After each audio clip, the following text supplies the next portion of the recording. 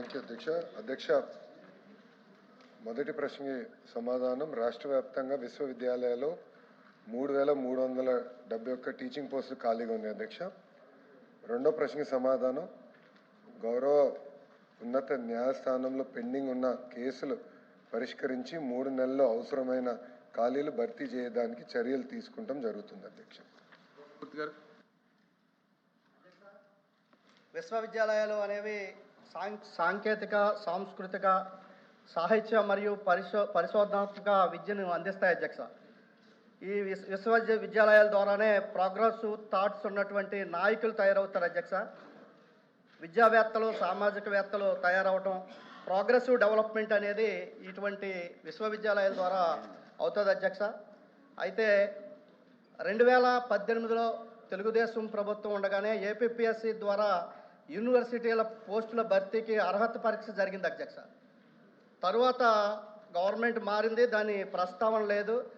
ఆ పోస్టుల నియామకానికి సంబంధించినటువంటిది పరిస్థితి ఏమిటి, ఆ నియామకాలు జరుపుతారా లేదా అనేది ఒక ప్రశ్న అధ్యక్ష.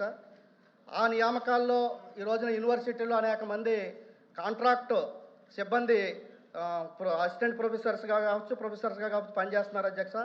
వారికి ఏమైనా ప్రాధాన్యత ఉంటుందా లేదా అనేది రెండవ ప్రశ్న అధ్యక్ష. వారు ఎంటీఎస్ అడుగుతూ 65 సంవత్సరాల వయోపరిమితులు పెంచాలని చెప్పి కూడా అడుగుతూ ఉన్నారు అధ్యక్ష. ఇక తదుపరి ప్రశ్న అధ్యక్ష, ఇదే యూనివర్సిటీల్లో అతి తక్కువ జీతంతో, అంటే నెలకే మినిమంగా 6,000 రూపాయల జీతం, అంటే 6 నెలలు 8 నెలల్లో 45,000 రూపాయలు కలిపితే నెలకే 6,000 రూపాయల జీతం. ఆ విధంగా గెస్ట్ ఫ్యాకల్టీగా అతి తక్కువ జీతంతో పనిచేస్తున్నారు అధ్యక్ష.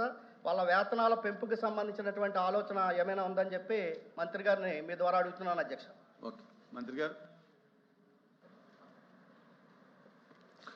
అధ్యక్ష, గౌరవ సభ్యులు చెప్పినట్లు 2018, 2023లో నోటిఫికేషన్ జరిగింది అధ్యక్ష. 2023 నోటిఫికేషన్ వచ్చేగల కోర్టు కూడా అది తప్పడటం జరిగింది అధ్యక్ష. ఎందుకంటే మీకు తెలుసు, సబర్వాల్ జడ్జిమెంట్ ఉంది, వర్టికల్ హారిజాంటల్ రిజర్వేషన్ అనేది మనం పాటించాల్సిన అవసరం ఉంది.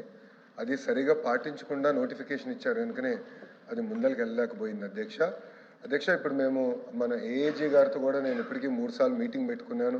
మనం డీటెయిల్గా మేము డిస్కస్ చేస్తాం కూడా జరిగింది. దీనిపైన ఫ్రెష్ నోటిఫికేషన్ ఇవ్వాలి నిర్ణయం మేము తీసుకుని యుద్ధ ప్రాతిపదికంగా ఈ పెండింగ్ పోస్ట్ ఏదైతే ఉందో రాబోయే 3 సంవత్సరాలు భర్తీ చేయాలని నిర్ణయం కూడా ప్రభుత్వం తీసుకుందని గౌరవ సభ్యులకు నేను తెలియజేస్తున్నాను అధ్యక్ష. రెండో విషయంకి వచ్చేగల ప్రధానంగా గత ప్రభుత్వంలో రాజకీయ కోణంలో కొన్ని అపాయింట్మెంట్స్ జరిగినాయి.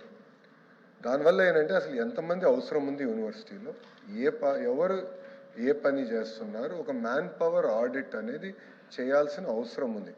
అది మొన్న జరిగిన వైస్ ఛాన్సలర్స్ కాన్ఫరెన్స్లో గౌరవ ఛాన్సలర్ గారు, గవర్నర్ గారు స్వయంగా అక్కడ డిస్కషన్లో కూడా పాల్గొన్నారు. అక్కడ మేము చాలా స్పష్టంగా చెప్పింది, ఒక మ్యాన్ పవర్ ఆడిట్ చేయండి, ఏ ప్రోగ్రామ్స్ ఉన్నాయి, ఏ ప్రోగ్రామ్స్కి ఎంతమంది అవసరమో, ఎంతమంది ఉన్నారు, దాన్ని ఎట్లా ముందలు తీసుకెళ్ళాలి, ఆ ప్రోగ్రామ్ని ఎలా బలోపేతం చేయాలని దానిపైన కూడా మేము చదువుతాం జరుగుతుంది అధ్యక్ష.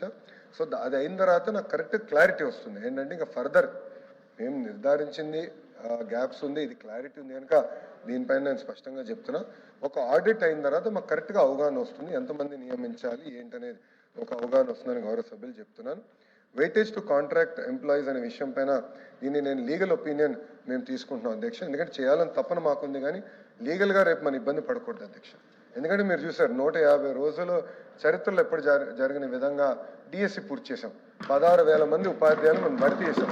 దానికి కారణం ఏంటంటే గతంలో జరిగిన నోటిఫికేషన్స్ అని మేము తీసుకున్నాం, కోర్టులో ఎందుకు ఇబ్బందులు పడ్డామనేది కూడా తీసుకున్నాం. కరెక్ట్గా ఒక కమిటీ వేసి స్టడీ చేసి పర్ఫెక్ట్గా అమలు చేసాం. ఇంకా దాన్ని ఫైన్ ట్యూన్ చేసుకోవాల్సిన అవసరం ఉంది. దాంట్లో భాగంగా కాంట్రాక్ట్ ఎంప్లాయీస్ విషయం కూడా ప్రభుత్వం సునుకంగా ఉంది. దానికి ముందల వివరాలు తీసుకుని లీగల్ పొజిషన్ తీసుకుని దానిపైన నేను చెప్తాను అధ్యక్ష. అధ్యక్ష క్షమించాలి, నేను సమాధానం చెప్పేటప్పుడు 3 సంవత్సరాలు అని చెప్పాను అధ్యక్ష. 3 నెలలు క్షమించాలి, నేను తప్పు చెప్పాను. 3 నెలల్లో పూర్తి చేస్తాను. 3 నెలల్లో ప్రక్రియ ప్రారంభిస్తాం. లీగల్ ప్రాసెస్ ఈ 90 డేస్లో మేము పూర్తి చేస్తాం అధ్యక్ష. మొదటి వ్యక్తిది, సారీ నేను అది చదువుతున్నా తప్పు చేశాను. రెండోది అధ్యక్ష, ఏజ్ ఎన్హాన్స్మెంట్స్కి వచ్చేగల ఆల్రెడీ జియోఎం కాన్స్టిట్యూట్ చేసాం అధ్యక్ష. జియోఎంలో డిస్కషన్ జరుగుతుంది.